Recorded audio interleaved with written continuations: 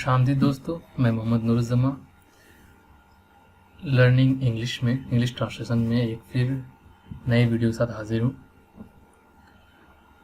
आज हम पढ़ेंगे प्रेजेंट परफेक्ट कंटिन्यूअस। पिछले बार हमने पढ़ा था प्रेजेंट परफेक्ट टेंस, आज पढ़ेंगे प्रेजेंट परफेक्ट कंटिन्यूअस। चलिए हम शुरू करते हैं। पहले देखते हैं कि प्रेजेंट परफेक्ट कंटिन्यूअस की पहचान क्या है। प्रेजेंट परफेक्ट कंटिन्यूअस की पहचान ये है कि जिस सेंटेंस के आखिर में ता आ रहा है, ती आ रही है, ते आ रहे हैं, इस तरह के हो। जैसे वह 2 दिनों से खाता आ रहा है, वह 2 दिनों से खेलता आ रहा है, वह सुबह से चाय पीता आ रहा है।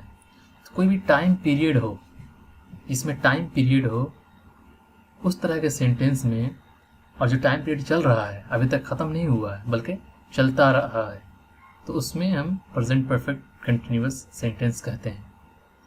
तो इस ट्रांसलेशन हम बनाने से पहले आपको 2 चीज़ें हम बताएंगे। पहले सिंस और फॉर। कोई भी टाइम पीरियड में सिंस और फॉर का यूज़ होता है। अगर हम कहेंगे 2 दिनों से खेलता आ रहा है, तो उसमें सिंस और फॉर का भी यूज़ होगा। अब कैसे यूज़ होगा?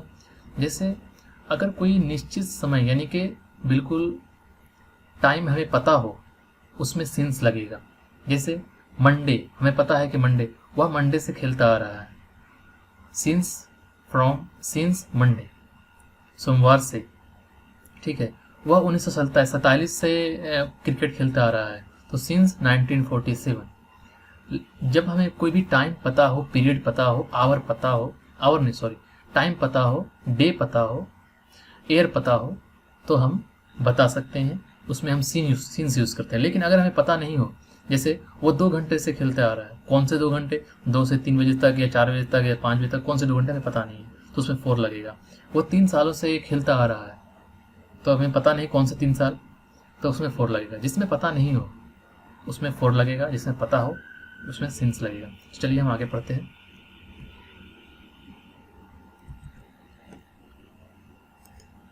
आगे हम इसका रूल रेगुलेशन पढ़ते हैं कि हम कैसे इसके सेंटेंस को कैसे बनाते हैं।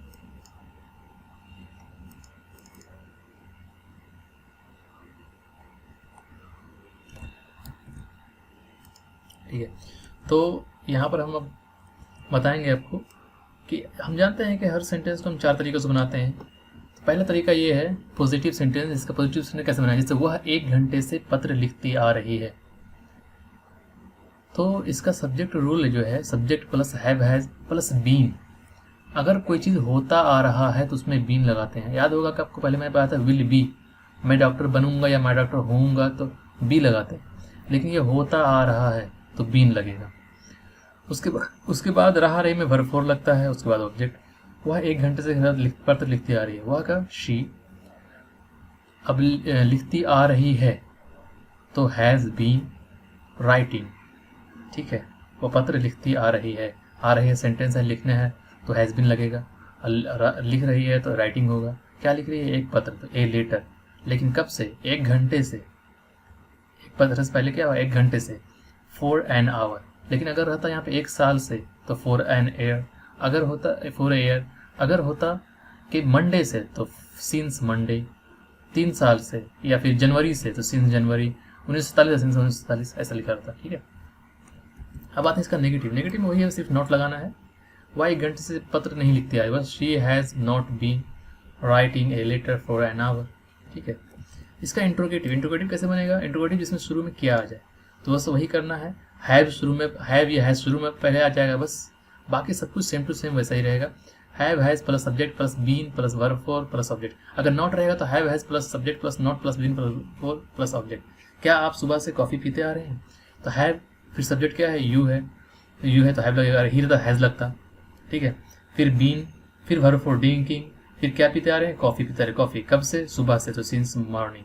अगर नॉट रहता तो have you not been drinking coffee since morning. ठीक है।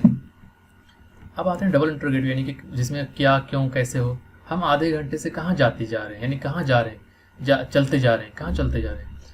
तो वाट यहाँ पर लगा हुआ है, लेकिन कुछ भी लगा था, वाट, व्हेन, हाउ, जो भी है। उसके बाद have has plus subject plus been plus verb for plus object. Not रहेगा तो subject plus not plus been plus object. हम आधे घंटे से कहाँ जाते जा रहे हैं, तो वेयर क्या होगा यहाँ पे? वेयर, फिर हैव, क्योंकि हम हैं तो हैव लगेगा, वी, बीन, गोइंग, जा रहे हैं तो गोइंग, फिर उसके पहले क्या है, कहाँ, तो गोइंग, वेयर, फॉर, आधे घंटे से, फॉर हाफ एन आवर, ठीक है। अगर यहाँ पर होता नॉट, तो where have we not been going for half an hour, इस तरीके से हम इसको बनाते हैं, ठीक है। अब आते हैं प्रैक्टिस। इसके बहुत सारे सेंटेंस हैं, आप इसको उतारें, इसको प्रैक्टिस करें और वो जो रूल मैंने बताया उसको अपनाएं, ओके। अब आगे इसके बाद हम पास्ट टेंस पढ़ाएंगे, उसके सारे रूल्स बताएंगे। आप वीडियो को लाइक करें, शेयर करें। अल्लाह हाफ़िज़।